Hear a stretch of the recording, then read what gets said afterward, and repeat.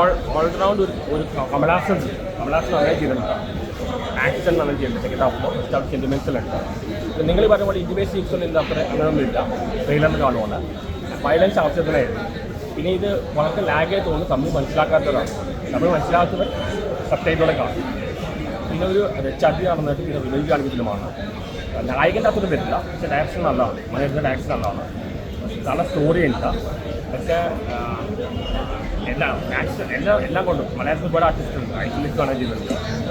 George negative റോളാണ്. ഒരു ബന്ധങ്ങളുടെ ഫിലിം കൂടിയാണ്. എനിക്കിത് മലയാളം കണ്ടാൽ മനസ്സിലാവും. കാരണം തമിഴ് അറിയാത്തവർക്ക് അത് ലാഗ് ചെയ്തു. എല്ലാം കൊണ്ടും നമ്മൾ എൻ്റർടൈൻ. കമലാസിൻ്റെ ആണല്ലോ പഴയ കമലാസിനെ കാണാൻ പറ്റി. കുറച്ചുകൂടി ഇൻറ്റൻസ് ആക്കായിരുന്നു. നായകൻ്റെ അത്ര വരുന്നില്ല. ഗാങ്സ്റ്റർ മൂവിയാണ്. പിന്നെ അഭിരാമി ആയാലും തൃഷ എല്ലാം തന്നെ ചെയ്യും. ഐശ്വര്യത്തിന് അവസാനമായിട്ട് തന്നെ ചെയ്യുന്നത്. അവസാനം വരുന്ന എല്ലാം ഒരുപാട് ബന്ധങ്ങളുണ്ട്. അതോടൊപ്പം തന്നെ നല്ലൊരു ഗാങ്സ്റ്റർ മൂവി. നായകൻ പോലെ ഗാങ്സ്റ്റർ മൂവിയാണ്. പക്ഷെ അത്ര വന്നിട്ട് എന്നാലും കണ്ടിരിക്കാം. മ്യൂസിക് കൊണ്ട് അങ്ങനെ ഭയങ്കര BGM കണ്ടിന്യൂസ് ആയിട്ടില്ല. പക്ഷേ ഡയറക്ഷൻ നല്ല സ്റ്റോറി ഉണ്ട്.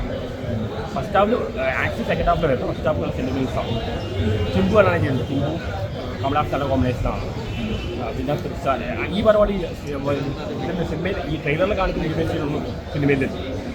പിന്നെ വളർച്ചയുടെ വയലൻസ് ചെയ്യുന്നു. ഭയങ്കര വയലൻസ് ഉണ്ട്. കമലാസ് ഈ പ്രായത്തിൽ നന്നായിട്ട് ആക്ഷൻ ചെയ്തു. ഒരു ത്രൂ ഔട്ട് കമലാസ് പെർഫോമൻസാണ്.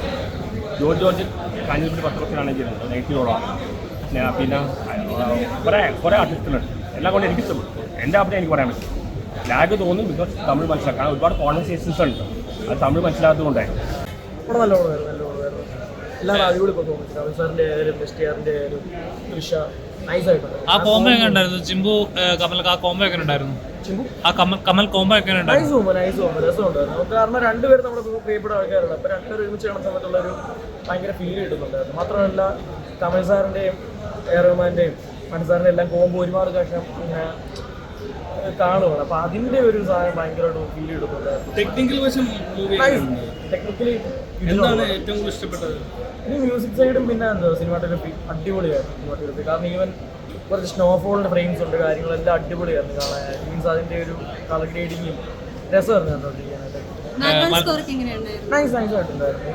മലയാളത്തിൽ നിന്നും കുറെ ആർട്ടിസ്റ്റുകൾ ഉണ്ടായിരുന്നല്ലോ. നല്ലൊരു സ്ക്രീൻ പ്രസൻസ് കിട്ടുന്നുണ്ടായിരുന്നു. അതിൽ എല്ലാവർക്കും നല്ല പെർഫോം ചെയ്യാനൊരു സ്പേസ് ഉണ്ടായിരുന്നു. ആരും അങ്ങനെ ചെറുതായി ചെയ്യുന്ന പോലെ കോമഡി പീസ് ആക്കി വിടുന്ന പരിപാടിയൊന്നും അല്ല. എല്ലാവർക്കും നല്ല സ്പേസ് കൊടുത്ത് ഇല്ല അവരുടെ കാലിബർ അനുസരിച്ചുള്ള സാധനങ്ങൾ കൊടുത്ത് വിടുമായിരുന്നു. നൈസായിരുന്നു. തിയേറ്റർ മസ്റ്റ് വെച്ചെന്ന് പറയാൻ പറ്റുമോ? ഉറപ്പായിട്ടും പറയാൻ പറ്റും. കാരണം ഇത് തിയേറ്ററിൽ കണ്ടാൽ ഒരു കണക്ട് ആവുന്നു. അങ്ങനത്തെ ഒരു പടമാണ്. രസമാണ്. പടം എങ്ങനെ ഉണ്ടായിരുന്നു? ടെക്നിക്കൽ നല്ല പടമാണ്. ടെക്നിക്കൽ ബേസിൽ എല്ലാവരും ഇന്നത്തെ ഇന്ത്യയിലെ ഏറ്റവും ബെസ്റ്റ് ടെക്നീഷ്യൻസ് ആണ് വന്നിരിക്കുന്നത്. പക്ഷേ ആ പടത്തിൻ്റെ ഒരു ടെക്നീഷ്യൻ്റെ ഒരു മേന്മ പടത്തിൽ ഇതിനകത്ത് വന്നിട്ട് നമ്മൾ നായകനായിട്ട് കമ്പയർ ചെയ്യും. ആ ഒരു കമ്പാരിസൺ ഇതിനകത്ത് ഇച്ചിരി പരാജയമാണ്. എന്ന് വെച്ചാൽ നായകൻ എന്നൊക്കെ പറഞ്ഞാൽ ഇന്ത്യയിലെ ബെസ്റ്റ് ക്ലാസ് മൂവിയാണ്. അതായിട്ടാണ് എല്ലാവരും കമ്പയർ ചെയ്ത് വരുന്നത്. കമലഹാസനും മണിരത്നം എന്തൊക്കെയുമ്പോഴേ. പക്ഷേ ആ ഒരു ഇത് വന്നിട്ടില്ല. എന്നാലും കാണാം. ടെക്നിക്കൽ ബേസ് അങ്ങനെ പടം ഇഷ്ടമുള്ളവർക്ക്, ടെക്നിക്കലായിട്ട് അങ്ങനെ കാണാൻ ഇഷ്ടമുള്ളവർക്ക് ഫസ്റ്റ് വാച്ച് മൂവിയാണ്. അവസാനത്തെ ആക്ഷനൊക്കെ ഇതിനായിട്ടാണ് പടം ചെയ്തിരിക്കുന്നത്. പെർഫോമൻസിൽ നമ്മുടെ കമലഹാസനും ജോജു കിടിലായിട്ടുണ്ട്. പക്ഷേ ചിമ്പു ഉണ്ടല്ലോ കമലഹാസൻ്റെ മുന്നിലൊക്കെ വരുമ്പോൾ ഒരു പവറുമാണ്. ശരിക്കും പറയുകയാണെങ്കിൽ കമലഹാസൻ തന്നെയാണ് നമ്പർ 1. തിയേറ്റർ മസ്റ്റ് വാച്ചെന്ന് പറയാൻ പറ്റുമോ? തിയേറ്റർ മസ്റ്റ് വാച്ചെന്ന് തന്നെ പറയാം. തിയേറ്റർ തന്നെ കാണാനുണ്ട്. കാരണം TV കണ്ട അതിൻ്റെ ആ ടെക്നിക്കൽ ബേസ് ടെക്നിക്കലായിട്ടുള്ള പടം കിടിലായിട്ടുള്ള ആ ഒരു ഇത് കിട്ടണമെങ്കിൽ തിയേറ്ററിൽ തന്നെ വന്ന് കാണണം കേട്ടോ.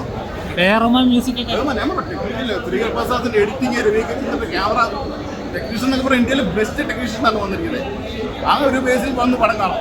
അങ്ങനെ ഇഷ്ടമുള്ളവർ പടം കാണാം. ഒരിക്കലും നമ്മുടെ ഇതുമായിട്ട് നായകനുമായിട്ട് കമ്പയർ ചെയ്യണ്ട കേട്ടോ. ബ്രോ എങ്ങനെയുണ്ടാ പടം? എങ്ങനെയുണ്ടായിരുന്നു? എങ്ങനെയുണ്ട്? മൊത്തത്തിൽ ഇഷ്ടപ്പെട്ടോ? വൺ ടൈം വാച്ചബിളാണ്. തിയേറ്റർ എക്സ്പീരിയൻസ് എന്ന് പറയാനുള്ളതൊന്നും നമുക്ക് കിട്ടില്ല. എക്സ്പെക്ടേഷൻ ഇല്ലാതെ വന്നാൽ. ബട്ട് പെർഫോമൻസ് വൈസ് എങ്ങനെയാണ്? കമലഹാസനും ചിമ്പു ആ കോംബോ വന്നപ്പോൾ കമലഹാസൻ സിംബു കോംബോ ഒക്കെ നല്ല കണ്ടിരിക്കാൻ രസമുണ്ട്. ബട്ട് എക്സ്പെക്ട് ചെയ്ത പറഞ്ഞ BGM ഒക്കെ നമ്മൾ എക്സ്പെക്ട് ചെയ്യും കുറച്ചും കൂടെ. ഈ ഒരു കോംബോ വീണ്ടും നായകൻ നമ്മുടെ റീവർക്ക് ചെയ്തെടുത്ത പോലെയൊക്കെ ഫൈറ്റ്സ് ഇല്ല. കമലഹാസന്റെ ഫ്ലെക്സിബിലിറ്റി നമ്മൾ അംഗീകരിച്ചേ പറ്റുള്ളൂ. ബട്ട് പക്ഷെ അത് ഈ പറഞ്ഞ കംപ്ലീറ്റ് ഫ്ലാറ്റ് ഇന്റർവെൽ ആകുമ്പോഴത്തേക്ക് നമുക്ക് പ്രഡിക്റ്റബിൾ ആണ് സിനിമ. എന്താ ക്ലൈമാക്സ് അങ്ങനെ തന്നെയാണ് വരുന്നത്. A.R. റഹ്മാൻ മ്യൂസിക് ആവറേജ് ആണ്. ചേട്ടാ മൊത്തത്തിൽ എങ്ങനെ പടം ഇഷ്ടപ്പെട്ടോ? അടിപൊളിയാണ്. സെക്കൻഡ് ഹാഫ് കുറച്ചുകൂടി ഇമോഷണല് ഉണ്ടാകുന്നുണ്ട് ഫസ്റ്റ് ഹാഫിനേക്കാളും.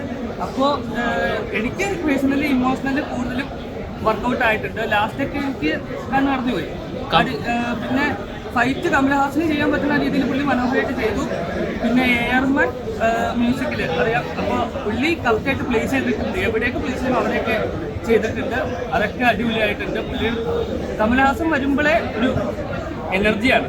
സിംബു പുള്ളിയുടെ ഒപ്പം പിടിച്ചിട്ടുണ്ട്, കമൽഹാസന്റെ ഒപ്പം തന്നെ ഒരു ഇതുമില്ലാണ്ട് പിടിച്ചിട്ടുണ്ട്. ജോജി ജോർജൊക്കെ ഇടലിനൊക്കെ ആര് അഭിനയത്തിന്റെ രീതിയിൽ ഒന്നും പറയല്ല, കുറ്റമായിട്ട് ഒന്നും പറയല്ല. എല്ലാവരും അവരുടെ രീതിയിൽ മനോഹരമായിട്ട് ചെയ്തിട്ടുണ്ട്. കൂടുതലായിട്ടൊന്നും പറയാനല്ല, ഒരു നല്ല പടം. എക്സ്പെക്ടേഷന് കറക്റ്റ് മീറ്റ് ചെയ്തതായിട്ട് എനിക്ക് തോന്നിയിട്ടില്ല. എന്നാലും ഡീസന്റ് ആയിട്ട് ഒരു തിയേറ്ററിൽ വാച്ച് മേക്കിങ്ങും മേക്കിംഗ് ആക്ഷൻ സീൻസ് എല്ലാം ഗംഭീരമായിട്ടുണ്ട്. Technically too good. നല്ലൊരു പ്രൊജക്ഷൻ, നല്ലൊരു സൗണ്ടുള്ള തിയേറ്ററിൽ കണ്ടിട്ടുണ്ട്. ജോജോ സ്ക്രീൻ പ്രസൻസ് ഒക്കെ കുറവാണ്, എന്നാലും ആക്ടിങ് വൈസ് ഒക്കെ നന്നായിട്ടുണ്ട്.